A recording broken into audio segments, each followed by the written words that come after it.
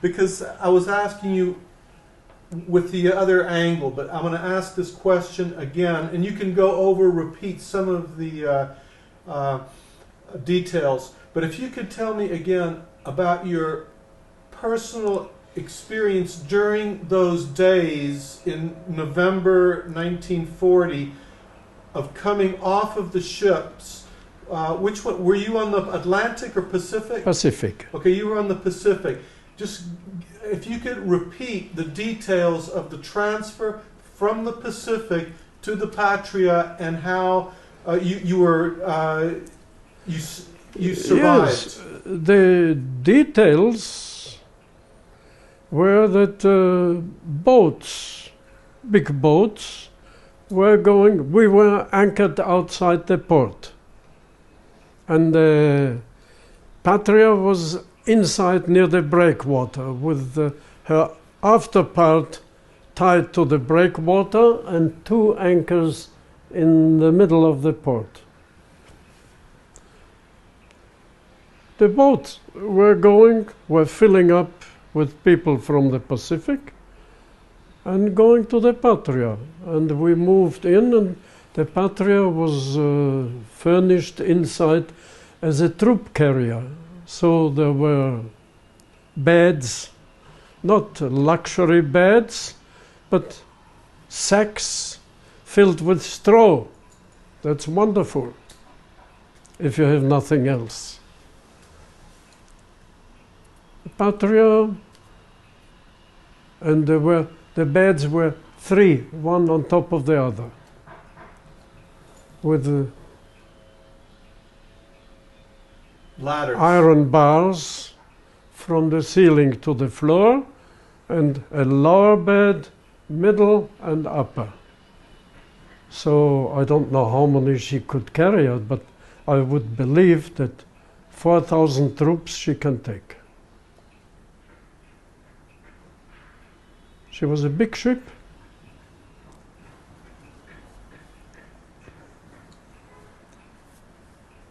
And what happened when you moved into the Patria with your family?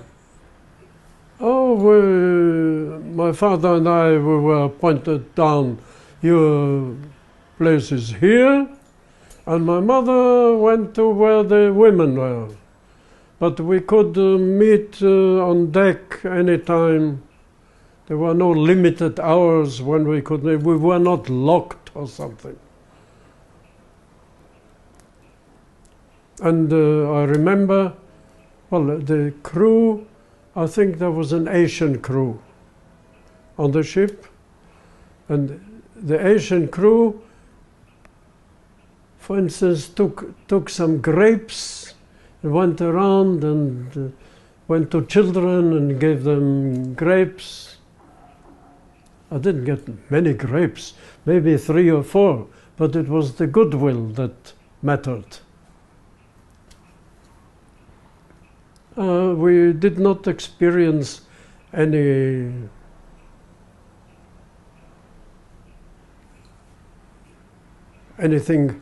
wrong or evil on board the ship.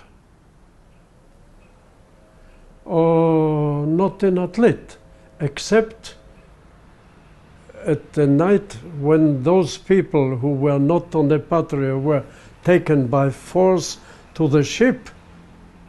I could hear it because they didn't want to go. There was a lot of noise and they had to be taken by force. And they were taken by force to another ship, I don't know what the name of it, that brought them to Mauritius. Now, when you moved in to the quarters on the Patria, how long were you there, and what do you remember of the actual explosion and the incident that your father helped you and you got out? No, when the explosion took place, I was alone by myself at the worst place where I could be. That's down the hall. And when I go up, I got to go on the stairs here and there and the next stairs. And by the time I get there, there will be lots of people trying to go up the stairs. I was worried. Therefore, I went, when I heard the explosion, I knew this is something bad that's damaging the ship. That's not just a loud noise. I went like a cat upstairs, and on the stairs it was full of people, and they couldn't move because they disturbed one each other. If they had waited for a minute and let it loose, run away. Panic does those things. I went around them. I climbed places. I found different places and got out on deck. And where I got out, my father exactly was coming the opposite way. He was trying to get down to find me. So we met on deck. My mother was standing in the back near the railing. So we were together. Now, when the ship capsized, let's say it rolled over to one side. If this is the ship, this is the head. This is the right side, starboard. It turned over to the right side, and here there were stores, openings on deck. The covers dropped towards the water, and here we had to go over the railing and stand on the port side. We were dry. We didn't get into the water. We were under the command of my father. And then you were picked up by we stood there, boats. and there were people running on deck, because now it was the floor to them. They were running and still screaming and jumping into the water. And my father said, "Stay still, don't jump anywhere. We could feel that the ship touched the bottom, it cannot sink anymore." He grasped the situation fully and understood it. Then there came boats from the boat service, the harbor boat service, but on the low side of the ship, there was the barnacles, which were like sharp knives, and my father, again, he said, "Don't get into the barnacles; it's doing only damage." So we stood, and we could walk on them to the boat. Then the boat was full with people, and the skipper of the boat said, "No, no more." My father picked up more people from the water, those who could reach the boat. So I said, "No more." My father almost started bashing him. Quiet, we pick up people who can't swim. So we picked up a few.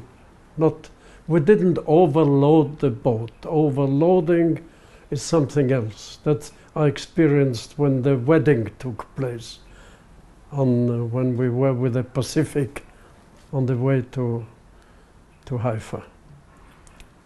Your father was a very smart man. I think so. I can only confirm it. And above all, he had guts. He was a man with guts. I remember when he once came home late at night, because when he was at the cinema ends at 11:30 when the second film is shown or something. He would always come late. So he was on the street, disturbed by two people who wanted to attack him. For what reason, I don't know. Maybe robbers or something. So they started with him. He got hold of their two heads and banged them together successfully. They were in need of great repairs. But I would expect that from him, yes. But he was not a violent person, but he liked things to be done the way he says. And if somebody doesn't follow exactly, so actually in the Austrian police station, he was known as one who fights for justice. But he had to go there several times to justify why he did this or that. Well, you took after him too. You said that when you were in school in Vienna, yeah, you fought for because for your name. I think I was 7 years old or 8 when I came back from the park crying, and he just by sheer luck he was at home, because at daytime he was never at home, but at this day he was at home. Says, "What's the matter? Why are you crying?" So I said, "Oh, somebody beat me in the park." So he said, "Okay, that can happen. You cannot always win." So I said, "What win? Only he beat me." So he says, "What? And you didn't hit him back?" So I said, "No." So he slapped me with 2 fingers like that. And I remember this to the very day. He said, "If he beats you and you don't hit him back, tomorrow he will beat you again. He must learn that you defend yourself." It sounded logical to me. And I knew to defend myself. I was judo,